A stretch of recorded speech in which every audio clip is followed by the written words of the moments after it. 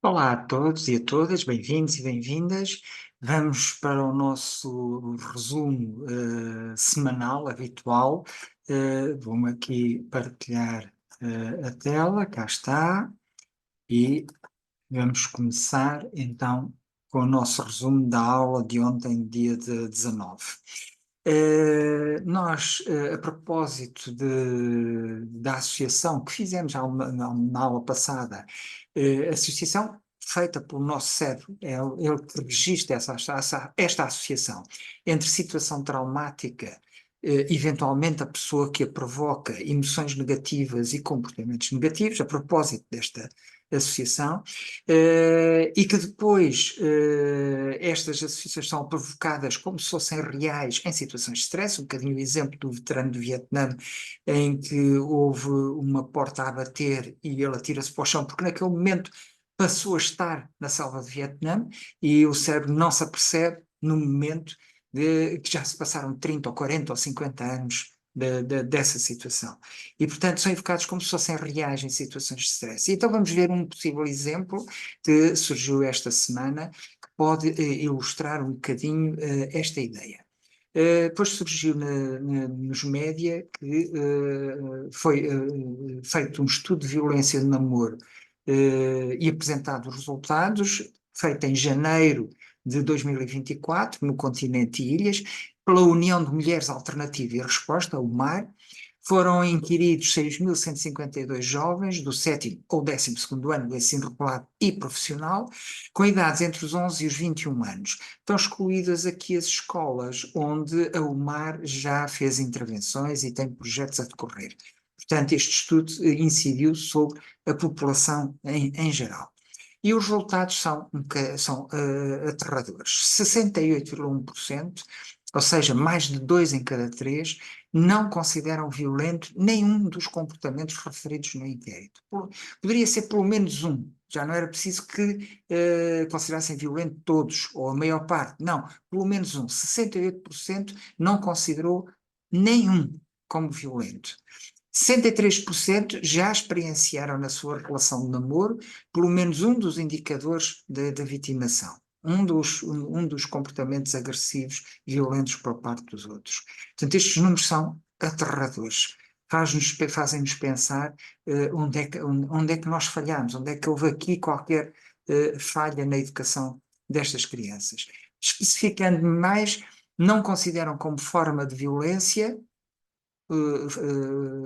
o controle, que pode ser coisas como não te vestes assim porque eu não deixo, ou dá-me o teu telemóvel que eu quero ver as tuas mensagens. Portanto, situações de controle, 54, mais de metade não consideram isto como forma de violência.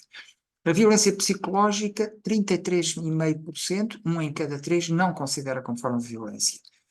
E a violência psicológica será, por exemplo, insultar. A perseguição, 31,1%. Violência sexual, 30%. 30% dos jovens não consideram como forma de violência, a violência sexual. A violência através das redes sociais, 18,9%. A violência física, 9,7%.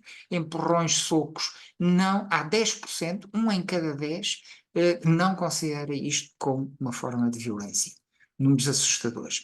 Especificamente, comportamentos violentos, temos os seguintes atos: pegar no telemóvel ou entrar nas redes sociais sem autorização, 37,1% não considera isto como forma de violência; procurar insistentemente, 31,1% não considera como forma de violência; pressionar para beijar, 28,6% não considera como violência; insultar durante uma discussão, 27,9% não considera; insultar através das redes sociais e internet, 14,7%; e empurrar ou esbofetear sem deixar marcas, 8,9% não considera isto uma forma de violência.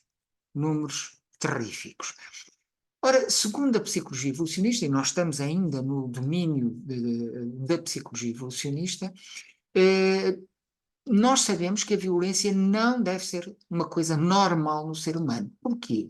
Bom, a razão é simples, porque a nossa espécie é constituída por indivíduos relativamente fracos e desamparados, vulneráveis, não somos suficientemente grandes para fazer frente aos outros predadores, não somos suficientemente pequenos para se esconder deles, não somos suficientemente rápidos para fugir deles, e, portanto, nós seríamos uma espécie absolutamente mais do que condenada à extinção.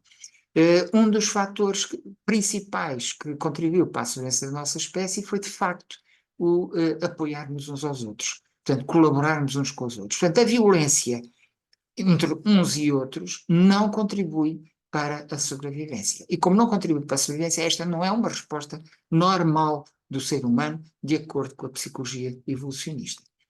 Mas há algumas situações específicas, a psicologia evolucionista admite que há algumas situações específicas em que ela pode ser considerada normal.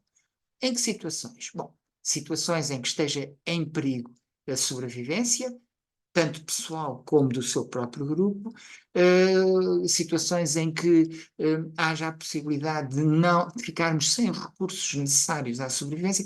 Isto são duas situações que tipicamente podem levar o ser humano àquela resposta básica da luta e, portanto, recorrendo à violência. Mas essas são as duas únicas exceções em que a violência pode ser vista como normal. Mas normal no sentido em que o ser humano a pode praticar. Nunca pode ser uma prática normal ao longo do tempo, porque isso vai contribuir para a fragmentação, para a dispersão e, portanto, para a fraqueza do ser humano como espécie. No entanto, como vimos neste estudo, muitos jovens consideram normais estas formas de violência. Porquê? Bem, uma das razões óbvias é porque estão habituados a vivê-la. São habituados a vê-la e a vivê-la, se calhar, nas suas casas, nos estabelecimentos de ensino, desde a creche até à universidade. Estão habituados a vê-la e a viver com ela nos média, nos jogos com que jogam, etc, etc, etc, etc. Portanto, o hábito de conviver com a violência normaliza a violência. Essa poderá ser a razão mais plausível para esta normalidade considerada por estes jovens. Mas isto é considerado normal, não quer dizer que pratiquem, mas já há uns agressores que as praticam. E porquê que os agressores as praticam? Bom, provavelmente porque, de alguma forma, se sentem ameaçados e são encorajados a fazê-lo, possivelmente por causa disso. E uma possível razão mais detalhada será esta que eu vou apresentar. Nós temos os comportamentos negativos destes jovens. Quando temos comportamentos negativos, a grande probabilidade é que eles podem provir de emoções negativas. Estas emoções negativas, principalmente as muito fortes e intensas, podem ser ativadas pelas zonas profundas do nosso cérebro.